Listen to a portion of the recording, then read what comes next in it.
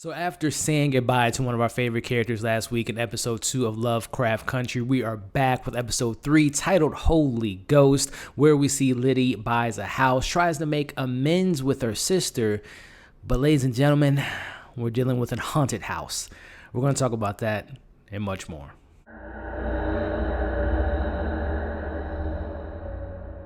Episode 3 of Lovecraft Country was titled Holy Ghost. Hoping to mend her relationship with her sister Ruby, Leti turns a ramshackle Victorian on Chicago's north side into a boarding house, an endeavor that stokes neighborhood racism and awakens dormant spirits stuck in the house. Meanwhile, Atticus remains hardened by a guilty conscience as George's wife, Hippolyta, presses him for a full story of what happened in Ardham. Hey, what's going on, everybody, and welcome back to my channel, Movie Files. Elliot back again with my weekly recap and breakdown and full review of the latest episode of Lovecraft Country. We're talking episode 3, Holy Spirit. Very much entertained by this episode. I definitely enjoyed this more than I did episode 2. We'll talk about the reasons why, but very excited to talk about it in this spoiler discussion. Before we dive into it, as you all can see on the screen now, make sure you're following me on all my other social media accounts. That way you can stay up to date with what's going on here over at Movie Files. If you are new to this channel, welcome, subscribe, hit the notification bell so you don't miss any of that new content. Give this video a thumbs up, helps out the channel, but I also really appreciate it. And last but not least, let me know in the comments what you all thought about episode 3. Is this your favorite episode? Did you like last week's more? Let me know your pros, your cons, your theories, your predictions for the weeks ahead. Let's have some fun discussions in the comments below. So before I even get into this, guys, I'm recording this. Today is August 24th at 7:30 p.m. So this is the day after episode 2. Like I had mentioned in episode 1, I have the first 5 episodes, but I want to watch them with you all. So I don't want to watch it way in advance and then try to give a review when I know what's going to happen in the future. So I'm just now watching episode 3. But before I even get into it, guys, this is the day after I release my episode 2 review. And I don't do these reviews for clout. I do these to interact with you all. And as I'm looking at it now, the day after, there's over 150 comments. Keep it coming, guys. This is why I make these videos to interact with you all. I learn from you all. I miss things, Easter eggs, theories. I love reading the comments. I love the interaction. I just want to thank you all for the support. And I love this show, love talking about it with you all. And let's keep that momentum going in the comments in this video. So again, thank you all. But let's jump into this recap, get into my thoughts, and get into all the goodness in Holy Ghost episode 3. Again, overall thoughts before I even get into it. I really enjoyed this episode. I'm a fan of haunted house stories. I thought Leti, Journey Smollett is just everything. And she's my favorite character, guys. I loved her in this episode. Atticus, we learned some things about him and Leti's, virginity being taken. I mean, there was so much in this episode. So excited to talk about it. So let's just get into this recap first and foremost. So it opens with Leti in church as we kind of hear this spoken kind of poem in a certain extent of, her being in her head and kind of just her confidence being shaken, right? We all know in the last 2 episodes, we're seeing monsters, we're seeing crazy amount of racism, but we also see the after effects of not only Uncle George dying, but we got to remember, guys, Leti died last week. So what's the effects of coming back from life? They didn't really touch on this episode. Maybe that she can see ghosts, she can talk to the dead, but we got to remember, from those Pet Cemetery fans, when you come back to life, you don't come back right. So I think that's something to keep in mind. But we see her in this church, which also took me back to back in the day when I used to be in church and it used to be lit and people jumping around, all this stuff. But again, it's in that scene we're seeing her just being still shooken by the events that's taken place since Atticus has come back home. So as we hear this spoken kind of poem telling her to fly and kind of release herself of the past, because we know that her past, we dive into it a little bit in this episode. We dove into it a little bit last week, but there is something to be said about Leti's past and who she is as a person now. So definitely a nice way to kind of open up the episode. And also, too, the soundtrack of this episode was fire through and through. This episode, to me, had the best soundtrack of any episode thus far. So as we kind of move forward, we get like this kind of conjuring moment on the screen. It tells us, as it reads, in the summer of 1955, a group of Negro men and women moved into a house on the north side of Chicago. 10 days later, 3 people went missing inside the house, never to be seen again. Pioneering is dangerous. Immediately after we get that text, I just went to The Conjuring. I just imagine The Conjuring. I'm like, okay, we're getting a haunted house type episode, because I don't watch the previews for the following week, and I don't read the synopsis. Again, I want to make it fresh and authentic for you all, so when I give you my review, it's true and honest. So I'm like, oh, this is going to be a fun episode, because like I said, I love haunted house type of shows and movies and things of that nature. So as we kind of get that Conjuring text, we see on the screen day one. So we obviously know that story that we just read is going to be the story that we're going to see in this episode. So I was like, let's go. Let's see what we get. So we move forward, and we see Leti talking to her sister Ruby, which we saw Ruby in the first episode. It was kind of nice to see that she's going to be brought back into further episodes, and we see their complex relationship from the very first episode, and we see them kind of talking as they're walking, and we hear, Ruby's been giving her money, and she's I believe she's her big sister. She tries to lend her money, and surprise, as they're walking and talking, Leti walks up to the house with her sister Ruby, and she says, I bought a house.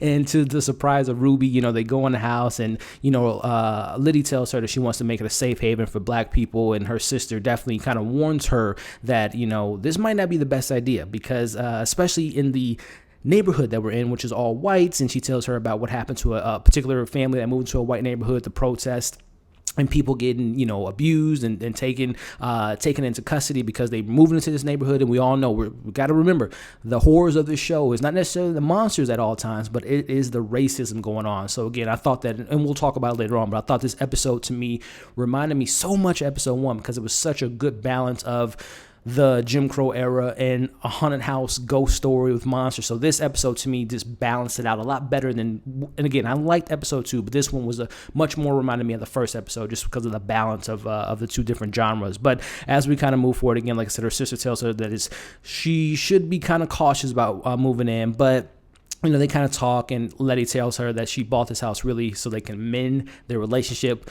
We'll talk about that relationship maybe being fractured after we find something out a little bit later. But, her sister decides to say, okay, I'll get the biggest room. And as she's showing her the house, this is a great callback. Again, for my horror fans, I love callbacks. So we see the elevator is broken. They say that multiple times in this episode, and that elevator has a great moment later on. But again, we see that they're buying this house, and they're going to use this as a safe haven, which I'm like, okay, this is really cool, really interesting. We might meet some new characters, and we're going to meet some ghosts. We're going to maybe have some people interacting with ghosts. So I was already on board within the first 5 minutes. I'm like, okay, let's go. So we see after, so we transition from Leti and her sister in this house in the north side of Chicago. Then we go back to Atticus, going back to Uncle George's family, and we can already tell, in my head, I'm like, okay, how much time has passed? Is this a day after the incident? Is it a couple weeks, couple months? So we find out in this kind of scene here that, George's family is obviously shooken by the news. We see his daughter, Dee, looking at the spot where her dad used to eat. We see the wife, Hippolyta, seeing that, Atticus leaves the cup up where,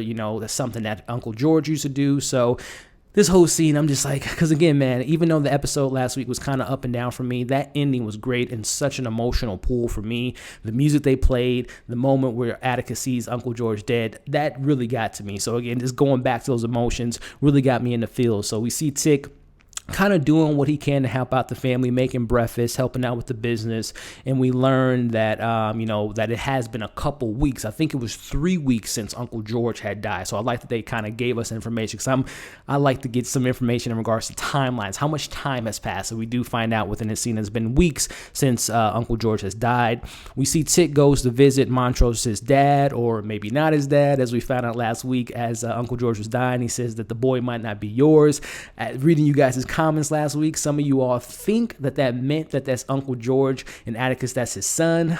We'll see more to come, because obviously there was some type of relationship between Uncle George and Dora, Atticus's mom. So I don't know if that fully meant that Uncle George is Atticus's dad, or if Atticus or Uncle George just knows who the actual dad is. So we'll find out more to be. So I'm not going to say Montrose is Atticus's dad quite yet. We're just going to call him Montrose for now, okay? So, as we kind of move forward, we see Atticus notices a book on the shelf, and that book is The Count of Monte Cristo, a historical setting, a fundamental element book. It's a story about adventure, primarily concerned with the themes of hope, justice, vengeance, mercy, and forgiveness.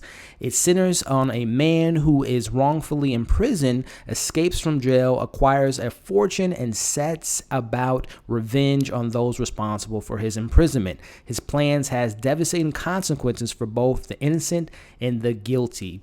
So we all know 3 episodes, and this show doesn't just throw in Easter eggs like books and things of that nature without a kind of a subtext and some more understanding. So I think that book definitely kind of ties into the show about imprisonment, about hope, about journey, about adventures, but also about a man who's has demons and has, goes on a story of revenge. So I think that is maybe foreshadowing for more episodes to come. So I love the little Easter eggs that we get within every single episode. But as we kind of sit within this scene, we see Atticus feels that he's out kind of welcome to stay at Uncle George's house and his family, and Montrose agrees to let him stay with him. And as they're kind of talking back and forth, they have this moment where they kind of reveal, Atticus feels guilty about how he told his auntie what happened to the uncle, and they're going back and forth and everything of that nature. And, their excuse was that the hot-headed sheriff of the town shot him. And, they had a funeral and everything. So I want to know in the comments, guys, did you guys want to actually see that funeral? I just want to know. Me, I'm okay with how they handled it. But I think emotionally speaking, it would have maybe been nice to get a glimpse of that funeral. Whether it be, a minute or two seeing, the family mourning Uncle George. So let me know if you guys felt like you want to see that scene or if you're okay the way it kind of played out. Let me know in the comments. But as we kind of move forward, we see Tick tries to convince Montrose that they should try to explain what happened to Hippolyta. We see Montrose slams his hand on the table. And that definitely kind of startles Tick. And you can kind of tell within that scene, there's a little bit more subtext that that's probably something that Montrose did a lot, which is he's hot-headed. And that hot-headedness probably led to him hitting, Atticus growing up. So that was kind of a scene within a scene, kind of giving you some backstory of their kind of relationship as a father and son. So again, this show does such a great job of just giving us information without just like exposition or giving us particular scenes to kind of explain relationships. So as we move forward, we get on the screen day 2. Leti and the others start to move into the house. We meet a couple characters, not necessarily meet them by name, but we see that people are moving in, and then someone comes to the door, and it is Atticus. This is their first time seeing each other since the funeral that they said of Uncle George. So you could tell there's some tension there. There's also a little bit of guilt there. As we said, Atticus feels bad of what happened, obviously, and lying to his auntie, and obviously everything Letty's went through with monsters and saving people and being killed herself and coming back to life. So there's definitely a lot of history there with them just seeing each other after weeks of not seeing each other. So he tells her that he, wants to move back to Florida, and, she offers him a room, free of board. And as expected, the neighborhood isn't too happy about them moving in. We see that these people are outside. These white people are outside. They have this brick tied to the horn, and it is just blasting. And we see that, Tick says he's going to stay for a while. So I'm like, okay. We're going to get into a really interesting episode with this neighborhood and how they're handling the black folks moving into town. So as we kind of move forward, we get day 5 on the screen.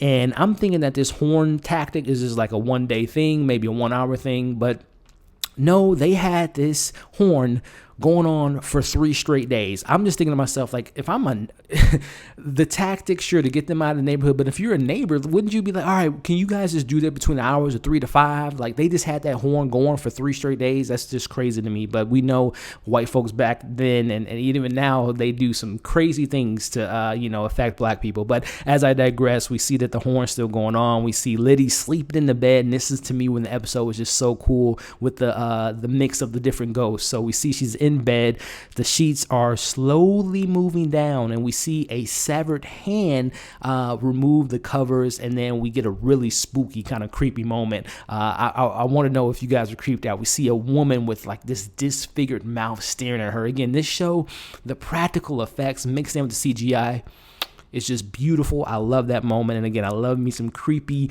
haunted house moments. So we see a scene. Leti goes downstairs, and we get a little bit of some jump scare moments. We see some loud noises, and then we see a hidden latch door, which I'm like, okay, what is down there? As we kind of see within the next scene, Atticus comes down, and we get a little bit of backstory of what he did in Korea, where he says, these are tactics that we use in Korea. A little bit of hint of what he did when he was a soldier, maybe tactics to get the, people out of a certain house, to get them out of a certain area. So still wanting to learn what Atticus did when he was in the war.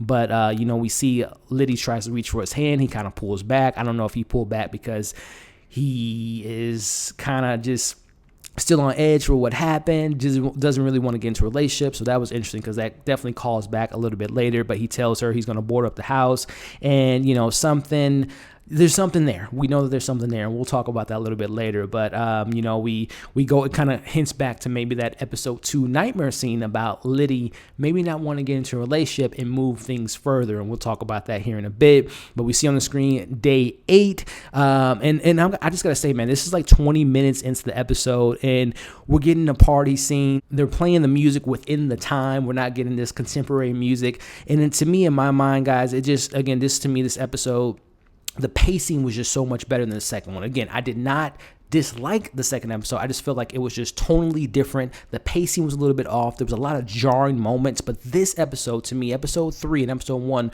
are so close together in regards to tone, similar vibes in regards to the pacing, and also the balancing of the horrific H-craft love moments, but also the racism and the character moments, and we got to sit within scenes.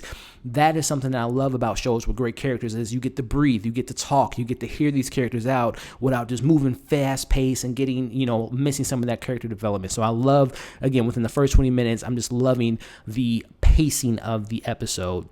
And like I said, it reminded me a lot of the first episode compared to last week. But as I kind of move forward, we see Dee and her friends playing with the Ouija board. I'm like, here we go. What's going to happen with this? So as a little kid kind of calls out, who are we talking to? The Ouija board spells out that George is dead, which makes me think, okay, I know it was the ghost, but is George's spirit still out there somewhere? We'll talk about that a little bit later as I pose questions to you all. But, Dee is obviously upset and she runs away. We see Leti getting some attention from some other guys, dancing with some guys. We see this one guy saying, back in the day I used to hook up with her, which we'll talk about that a little bit later. But, we see Atticus is jealous, man, as he should be, because Leti and Journey Smollett is a beautiful woman. So he definitely should be jealous, no doubt. We see Leti getting some attention from the other guy. And like I said, him getting jealous. And again, I just got to take a moment to admire the beautiful Journey Smollett. But as we move forward, we see her freshening up in the bathroom. We see another interesting, really cool prosthetic of a ghost with like some type of wrench or something in his head, and his arms are missing. You see the blood and flesh. Again, the practical effects are just so perfect in this show. But as we move forward, we see she turns around and it's not the ghost, but it's our boy Tick, and things get heated. Let's just say they hooked up. To be frank, they got it on in the bathroom, and as Missy Elliott says, Tick was a 1 minute man to say the least, and we'll just kind of leave it at that. But we notice that she's bleeding. And Tick, being the nice guy that he is, says, oh, it's okay, and she says, I'm starting my period and everything, and we'll get back to that. But, I just kudos to Tick, man, because that was a very gentleman thing to do for those men that are watching these videos that might have been in that situation in their past before. But we'll move forward. But kudos to Tick there, even though, like I said, minute man in that scene. But as we kind of move forward, as the scene kind of plays out, we see the neighbors. They leave a burning cross in the yard, and this is one of my favorite highlights of the episode. We see my favorite character Leti take out her bat, beats the hell out of the cars as we get this gospel song played in the background. Gospel song called "Take It Back" by Dorinda Clark Cole playing in the background. Again, I thought the soundtrack of this episode was fantastic. Ruby runs in front of the house and gets the guns, being a great big sister, but also being smart, because if they would have caught them with the guns, they definitely all would have went to jail. But we see that Leti does get arrested, and we see with her getting arrested, the cops talking to her, calling her all types of names, and we see that he asks her, who told you to buy the house? And the driver starts to drive crazy, and we see Leti just going back and forth, bouncing against the car, bleeding, getting taken advantage of in the back of the car. And we see him. He tells her that they found 8 black bodies buried in that room that we saw earlier in the episode, and tells her that she won't last long.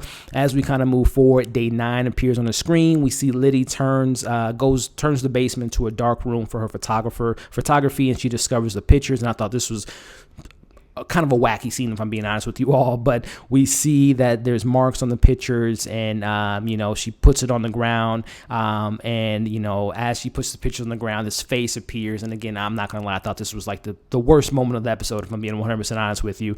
It says, it screams, the face comes out and it screams. I didn't like this scene at all, but the face screams that you need to move, get out of my house. To me, I thought it was just so cheesy. I'm not gonna lie, I wish it was a little bit more menacing, a little bit more creepy. I wish it was like a Freddy Krueger type of moment. Maybe it was like a body crawls at her, but I thought that face and that get out of my house, I thought it was just very cheesy, if I'm being honest. Let me know what you all thought of that moment in the comments below. But we see Ruby tells Leti that the renters are moving out because of what Leti did. And then she lets it slip out that she still has money from her mother's inheritance. That didn't sit well with Ruby, because Ruby was the daughter that stayed there with her mom. She says that Leti didn't even go to the funeral, that has a different last name. And that's where we get, just like, again, I love that we get to sit in moments, have great actors be actors. We see, this great scene between two sisters. Ruby calls her out, calls her selfish, sending her money all these years, and she had money to begin with. I thought that scene was just really powerful. Two great actors getting to sit in the scene, get to be sisters, confronting each other. I love that scene 100%. So we get a moment between Montrose and Hippolyta as she questions what happened to her husband, and Montrose continues to lie, and we get this scene. But again, I thought this was probably another scene that I thought was just a little bit off, but I thought it was very jarring that it was just like the scene just cut to day 10, and it was just like, it felt like an incomplete scene. I wish that we would have had more conversations with Montrose and Hippolyta, because that was their first time on screen together. So I wish we would have sat in that scene a little bit more. But as we transition to day 10, Leti tells Tick that the house is haunted. And I love this because I'm a big horror fan, and I hate it in horror movies, even though I watch a lot of them, where a husband or a wife or a son or a daughter tells their parent or tells their friend that there's a ghost in the house. I saw someone in the house. And then the person that they tell is like, oh, whatever, you're probably seeing things. You probably had a little bit too much to drink. But I love that since we've had 2 episodes with these characters, and they've seen monsters, they've seen ghosts, they've seen magic. I love Atticus is like, well, just tell me all about it. So I just love it. A little quiet moment, but I love that moment there, and I appreciated that. But we learn about the scientists and that the police had to do with them bringing in black people to test, to experiment on. I'm just like, man, this show gets dark, man. This just shows you all the dark, disgusting racism that took place during those times. But we see that there are restless souls trapped in the house with their killer.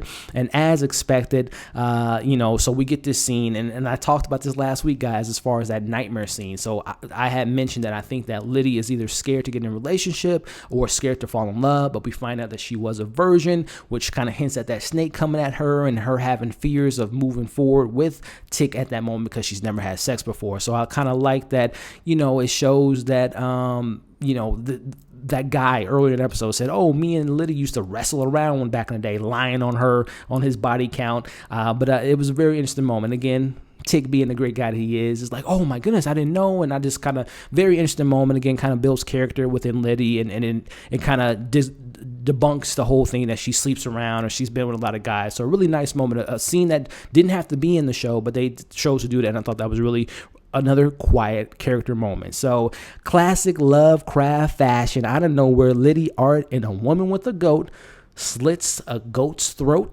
out of nowhere as they perform an exorcism, I guess you want to call it, to get the ghost out of the house. Again, I love these just kind of random moments in this show. But we see the 3 white men that put the horn on the car break into the house during this ritual. Once again, we get another wild moment. We see a baby's head on a grown man's body as they're performing this ritual. But again, I talked about that callback, guys, with the elevator. One of the guys looks at the elevator, head gets taken off completely. We see the baby with the small head kill the guys upstairs, and we'll talk about those guys that die. But again, I just love the practical effects and the weirdness of this show. As we kind of wrap up this ritual, they think that they defeated the ghost, but no, it possesses the woman. It attacks Tick and Leti, and continues they continue the chat, and we see that the ghost has now possessed Atticus, and he's like freaking out, and I love the visuals there. And again, this episode was all about Leti, all about Journey Smollett. She killed this episode as we're seeing the scientist's face kind of appear and she's doing the chant. We're seeing the ghost come up around her and saying the chant with her. And the visuals of that moment, number one, the acting was incredible by Jurnee Smollett and also Tick. But I just love the visuals of them coming back into their full bodies, starting to come back in. And we see the ghost coming back to their normal kind of look and their design. And we see them as the chant continues. They kill the scientists and no more bad scientists. But again, I just want to applaud that scene. The visuals, the acting, the score, and again, Jurnee Smollett. Leti is my favorite character, and she saves the day once again. I love her so much, man. But as we kind of move forward again, we get this, again, I thought the soundtrack was just phenomenal. We get the song As Satan, or the song called Satan, We're Gonna Tear Your Kingdom Down by Shirley Caesar. And again, guys, I thought that scene was just incredible. As we kind of move forward, we see the ghosts, their bodies coming back together. And again, Letitia effing Lewis saves the day. The house is back up and running. The ghosts are gone. As we wrap up, the elevator goes down, down, down. We see these symbols popping up on the wall. And then we see on this very last level, this tunnel, and those three guys are down there. Where the hell is that tunnel lead? We'll talk about that here in a bit. And in the last moments, we see Christina was the one behind everything. So she hired the realtor. She was the one that had the inheritance money. So she didn't die in last week's episode, which I'm glad to see that because I want to learn more about her. And yeah, she survived last week. Tick tries to kill her. She puts a spell on him. And as she kind of tells him, you know, we got to find the missing pages of the book. The language of Adam can be decoded, and she tells him to call her when he's ready to learn more about his family legacy, and also to be smarter next time because you can't go around killing white women as they play a cover song of Cinderman by Allison Smith. So great episode. Again, I did not dislike episode 2. I just felt it to be a little jarring and kind of just not as strong as the first one, but this one definitely was comparable to the first one for me. I really love this episode. I thought it was just fun. Haunted house, great visual effects. And Jurnee Smollett as Leti is just, she's everything. She's my favorite character, guys. I love Art.